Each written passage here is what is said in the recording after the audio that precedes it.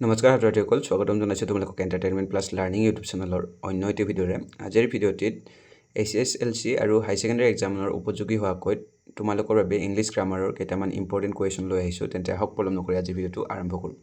প্ৰথমটো কুৱেশ্যন হৈছে the train will arrive dash 6 in the morning।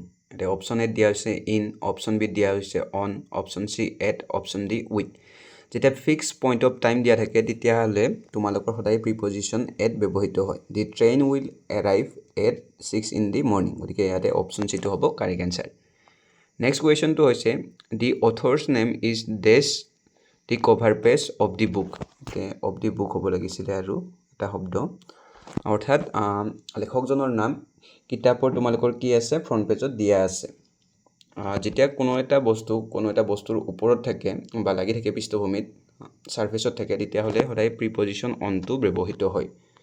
Okay, preposition on ব্যৱহৃত হয়। গতিকে এই বাক্যটো তোমালোকৰ প্ৰিপজিশ্যন অন ব্যৱহৃত হ'ব। The author name is on the cover page of the book. যেনে টেবুলখনৰ ওপৰত এখন কিতাপ আছে, there is a book on the table হ'ব, হয়নে? গতিকে তাতো অন প্ৰিপজিশ্যন ব্যৱহাৰ হৈছে, ইয়াতো কি হৈছে অন প্ৰিপজিশ্যন ব্যৱহৃত হ'ব। গতিকে অপশ্যন বি হ'ব correct answer. Next, question number 3, it's time you dash more attention to your study. Option A pay, option B paid, option C have paid, option D will pay. যেতিয়া কোনো এটা বাক্যত it's time, it's high time তেনেকুৱা ধৰণৰ থাকে তেতিয়াহ'লে তাত তোমালোকৰ সদায়ে কি হয় ভাৰ্বৰ যিটো past form, past indefinite form সেইটো ব্যৱহৃত হয়। গতিকে ইয়াতে কি হ'ব তোমালোকৰ it's time you to paid more attention, অৰ্থাৎ অপশ্যন বি পেইডটো হ'ব ইয়াতে correct answer. Paid more attention to your studies। Option B correct answer হ'ব 3 নম্বৰ কুৱেশ্যনটোত। It's time you to paid more attention to your studies। এতিয়া question number 4, dash people in this town are very friendly. ইয়াতে কি কৈছে যে টাউনৰ মানুহখিনি বহুত বেছি বন্ধুত্বসুলভ। অপশ্যন এ দিয়া আছে তোমালোকৰ A, option B an, option C the, option D no article. ইয়াতে তোমালোকক স্পষ্টকৈ কৈছে যে টাউনখনৰ যিখিনি মানুহ সেইখিনি বহুত বেছি কি হয় ফ্ৰেণ্ডলি হয়। যিটো ইয়াতে নিৰ্দিষ্টকৈ কৈছে গতিকে ইয়াতে নিৰ্দিষ্টতাবাচক যিটো আৰ্টিকল ডি বা দা এইটো ব্যৱহৃত হ'ব। গতিকে ইয়াতে হ'ব the people in this town are very friendly. Option C হ'ব ইয়াতে correct answer. Next question number 5, Santosh deals these grains in this market. অৰ্থাৎ সন্তোষে কি কৰে এইখন বজাৰত শস্যৰ ব্যৱসায় কৰে বা বিজনেছ কৰে। এই ডিল শব্দটোৰ লগত দুটা প্ৰিপজিশ্যন ব্যৱহৃত হয়, এটা হৈছে উইথ আৰু আনটো হৈছে ইন। যেতিয়া ব্যৱসায় কৰাৰ অৰ্থ প্ৰকাশ কৰে তেতিয়া সদায় ডিলছটোৰ লগত ইন প্ৰিপজিশ্যন ব্যৱহৃত হয়। যিহেতু ইয়াতে সন্তোষে শস্যৰ ব্যৱসায় কৰাৰ কথা কোৱা হৈছে গতিকে ইয়াতে কি হ'ব ডিলছ ইন, অৰ্থাৎ অপশ্যন বি ইয়াতে হ'ব তোমালোকৰ correct answer. Santosh deals in grains in this market.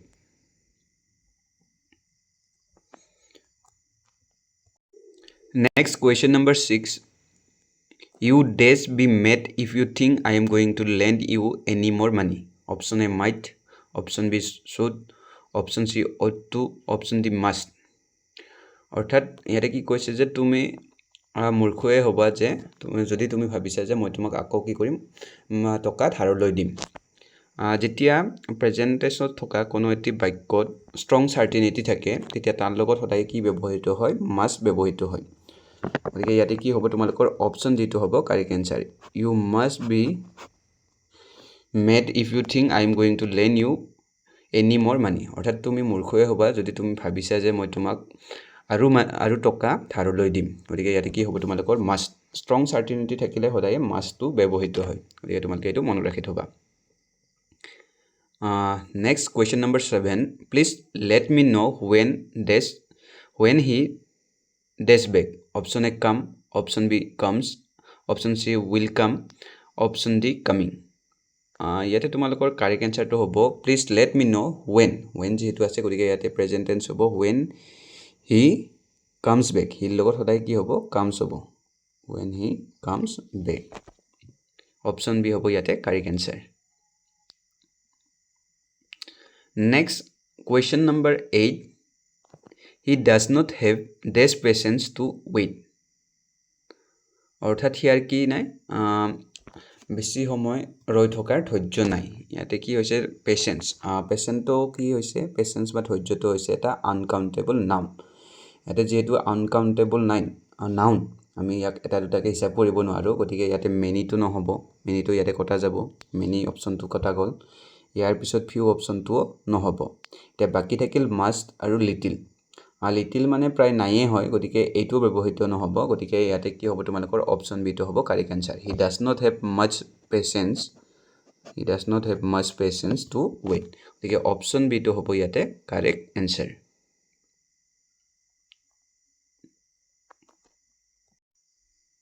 Next question number 9.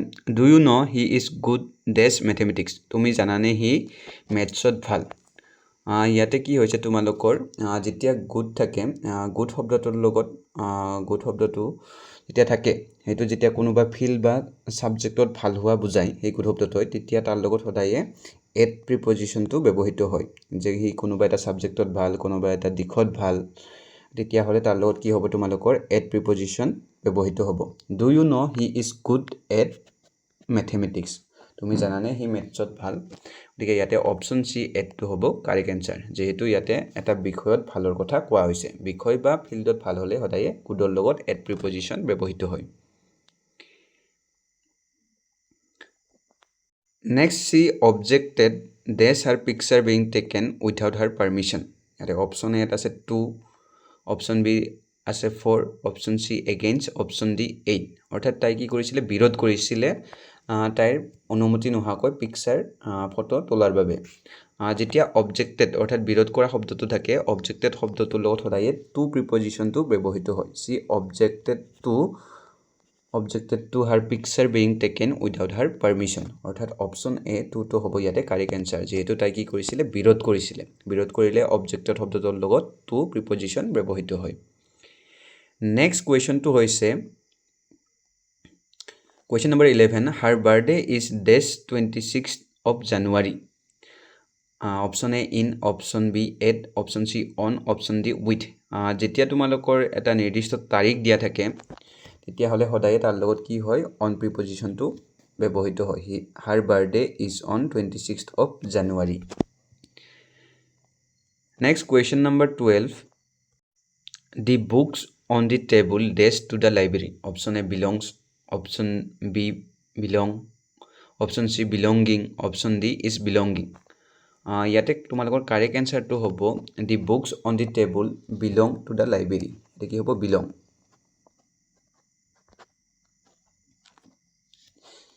ইয়াতে সাবজেক্টটো হৈছে তোমালোকৰ plural সাবজেক্টৰ লগত তোমালোকৰ belong ভাৰ্বটো ব্যৱহৃত হয় ঠিক আছে আৰু যদিহে তোমালোকৰ ইয়াতে সিঙ্গুলাৰ সাবজেক্ট থাকিলেহেতেন তেতিয়া ইয়াতে belongs শব্দটো ব্যৱহৃত হলেতেন যেহেতু এটা plural সাবজেক্টৰ লগত সদায় belong যেটো ভাৰ্ব হেতু ব্যৱহৃত হয় Next question number 13 I don't want to jest this poor lady অৰ্থাৎ মই দুখীয়া মহিলাগৰাকীক ঠাট্টা কৰিব নিবিচাৰো এটা জেষ্ট মানে হৈছে ঠাট্টা মস্কৰা কৰা যেতিয়া কোনো ব্যক্তিক ঠাট্টা মস্কৰা বা হহা অন্যৰ ওপৰত হহা বুজায় তেতিয়া তাৰ লগত সদায় কি হয় তোমালোকৰ এট প্ৰিপজিশনটো ব্যৱহৃত হয় গতিকে ইয়াতে কি হ'ব I don't want to jest at poor lady option D হ'ব ইয়াতে কাৰেক্ট আনসাৰ অৰ্থাৎ মই সেই দুখীয়া মহিলাগৰাকীৰ ওপৰত ঠাট্টা মস্কৰা কৰিব নিবিচাৰো গতিকে ইয়াতে হ'ব তোমালোকৰ at প্ৰিপজিশন Next question number 14 he insisted dash paying for the entire meal despite our protest option A 2 option B on option C with option D by he insisted on ঠিক আছে ইয়াতে তোমালোকৰ কাৰেক্ট আনসাৰটো হ'ব he insisted on paying for the entire meal despite our protest অৰ্থাৎ জোৰ দিছিলে insisted on অৰ্থাৎ insisted শব্দটোৰ লগত on প্ৰিপজিশনটো ব্যৱহৃত হয় গতিকে ইয়াতে অপচন বি টো হ'ব correct answer he insisted on paying for the entire meal despite our protest Next question number 15 find the correctly spelled word option A committee option B committee option C committee option D committee এনেকুৱা ধৰণৰ question তোমালোকৰ আজিকালি অহা দেখিবলৈ পোৱা যায় গতিকে ইয়াতে তোমালোকৰ কাৰেক্ট আনসাৰটো হ'ব অপচন বি কমিটি এই অপশ্যনটো হৈছে একেবাৰে শুদ্ধ কমিটি ঠিক আছে বাকি কেইটা শব্দ তোমালোকৰ ৰং Question number 16 A heavy storm was forecast this the weather was clear অৰ্থাৎ এটা ডাঙৰ ধুমুহা অহাৰ কি কৰা হৈছিল ভৱিষ্যতবাণী কৰা হৈছিল যদিও পূৰ্বানুমান কৰা হৈছিল যদিও বতৰটো কি বৰ্তমান পৰিষ্কাৰ হৈ আছে গতিকে ইয়াতে কি হ'ব তোমালোকৰ but preposition to but to ব্যৱহৃত হ'ব ঠিক আছে but ব্যৱহাৰ হ'ব A heavy storm was forecast but weather was clear যেহেতু ইয়াতে কন্ট্ৰাডিকশন হৈছে হেভি ধুমুহা বতাহ অহাৰ কি কৰা হৈছিল ভৱিষ্যতবাণী কৰা হৈছিল কিন্তু হেতু হোৱা নাছিল এই কাৰণে যেহেতু কন্ট্ৰাডিকশন হৈছে আৰু সেইভাবে ইয়াতে কি হৈছে তোমালোকৰ but to ব্যৱহৃত হৈছে গতিকে আজিলৈ ইমানে ধন্যবাদ